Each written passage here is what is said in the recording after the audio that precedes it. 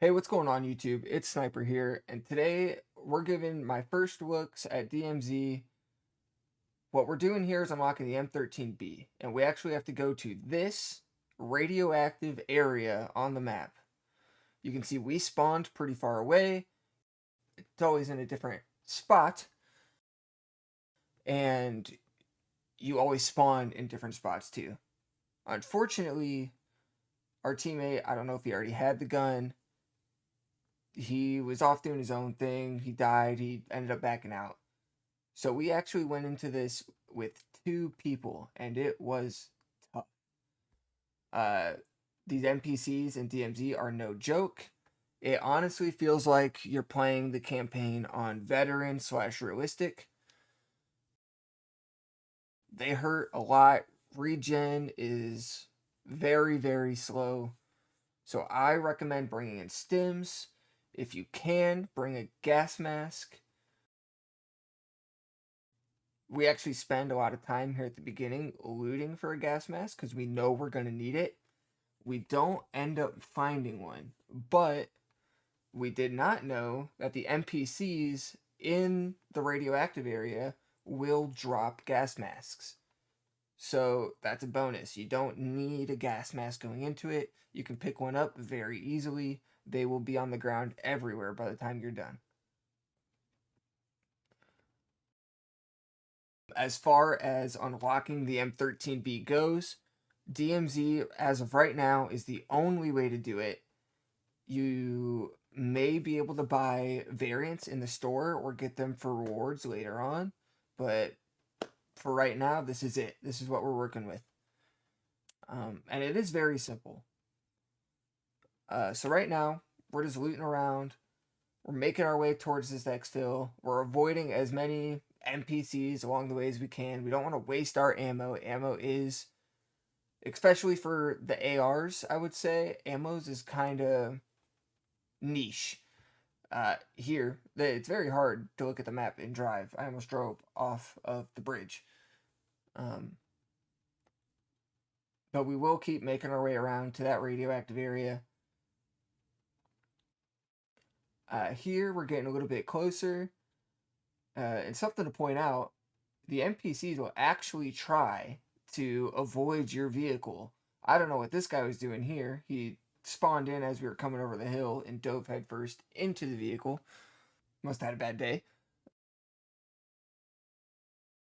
We are getting closer. You'll notice right here, we get out of the car, my teammate is instantly knocked. Something weird when I went to res, it sucked me into them. I don't know why it does that. It's only happened a couple times, not every time. But these guys hurt. It takes a couple seconds to even start regenning. An item that is very useful and helpful for this, if you can find a revive pistol from the co-op missions, you get 4 shots with it if you're going to use it to revive someone else. But you can also use it as a self-revive, and it will consume whatever is left. So if you have a full pistol, it will use all 4 shots to heal you. Also, if you are healing a teammate with a revive pistol and you go down, it will cancel their revive. So make note of that. Make sure you're safe. Here we are entering the radioactive zone. You can see it has this very gray haze over it. There's a nice blue border so you know when you're in and when you're out. And actually, when you find the chemist, I think is who it is, he has this little entourage around him, and they have a little bit more armor. They will all throw smokes for him, and he can target you through the smoke, so don't try to distract the NPCs with smokes. It won't work. But he will be in all yellow. There you can see the smokes being deployed. He will be in all yellow, and he will have multiple layers of armor. You will just have to keep laying into him. You can really see how tough it is with how often we go down in the next couple seconds here. This was a misplay. We did not know reviving with the pistol actually restores your health to full. Unlike a self revive. A self revive will not put your health at full. At least it didn't for me. It may change. I digress.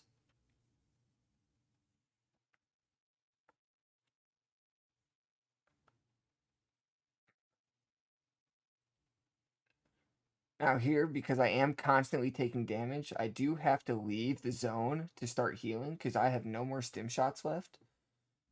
I think the best equipments to bring into this are the ammo crate and the shield crate.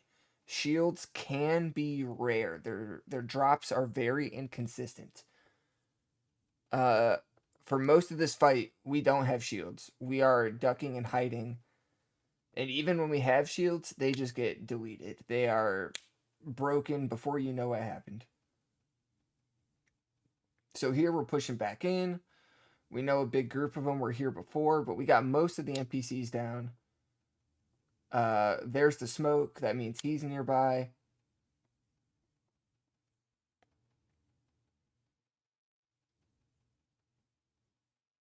I really recommend trying to get a whole team to work on this. I don't know how we did it with 2 people. This was first try with 2 people. After trying for a few hours to be able to get the gun again and have other teams get in the way, because this is a PvPvE mode, so there are other teams. It was so difficult to actually get the gun a second time. Because only one person on your team can unlock the gun at a time, you have to exfil with the blueprint in your hand. And you'll see it here in a moment.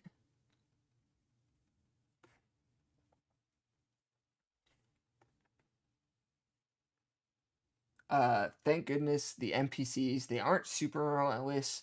They kind of relocate, take a moment, and then shoot. I did notice someone on the other side of this door here, but they were very cautious about coming in at first. And this is the chemist. You can see the yellow suit on him, the smoke's flowing around. We had him very weakened. But here is the health hazard blueprint.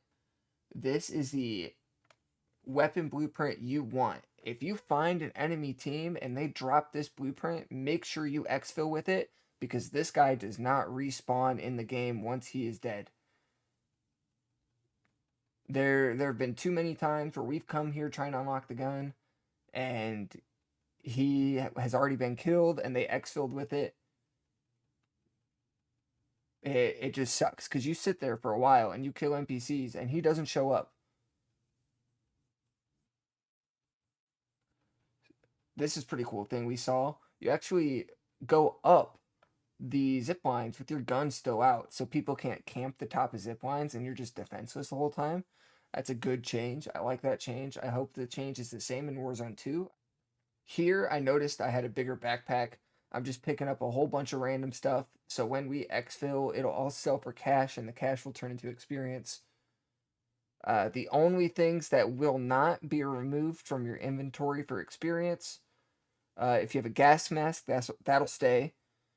Your backpack size, I think, gets taken away. Your bonus shields, so I have like a medium shield pack on, and my teammate has a large. That's why they have 3. But those stay. If you have a kill streak, like a UAV or a precision, you will keep those. And any keys you find, any like physical keys, not a key card, but a physical key, those will stay, and you can actually put those in your stash at the end of the game and save those for future trips. Make sure you stay safe in the heli. You can die in this extraction. If an enemy team was nearby and they wanted to, they could knock us in the heli. They could finish us off. We would not get the weapon.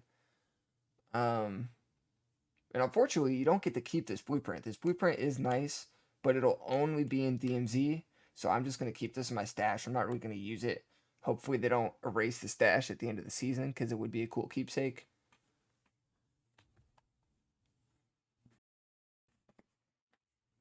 Here, after we exfil, you will see everything from my inventory get converted into experience. I'll keep that key. And it does say new unlock on that blueprint I exfilled with. That confirms that I did indeed unlock the weapon. Here it is in a private match for you so you can see the M13B. Right here, I want to show you the recoil pattern for it. And then I'll show you its TTK to the chest. I really hope this guide helps. It's not a hard thing to do when you have a whole team working at once, and I wish everyone the best of luck.